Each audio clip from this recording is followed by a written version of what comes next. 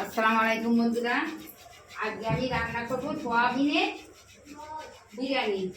দেখুন, এই সোয়াবিন দিয়ে বিরিয়ানি করবো। ওখানে চাল ভিজানো আছে আর সমস্ত সবজি আমার কাটা হয়ে গেছে। এই সোয়াবিনের বিরিয়ানির জন্য টমেটো, আলু, ফুলকপি, কড়াইশুঁটি, ধনেপাতা, কাঁচা লঙ্কা, পেঁয়াজ আর সব রকমের মশলা আমি নিয়ে বসছি।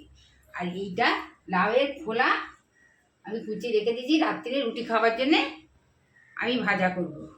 এই সিমুইটা পাকে নিয়ে আমি রান্না বসাবো। সিমুইটা পাকাচ্ছি, আপনারা দেখুন কেমন করে পাকাচ্ছি।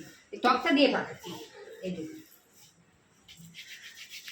দেখে নিন।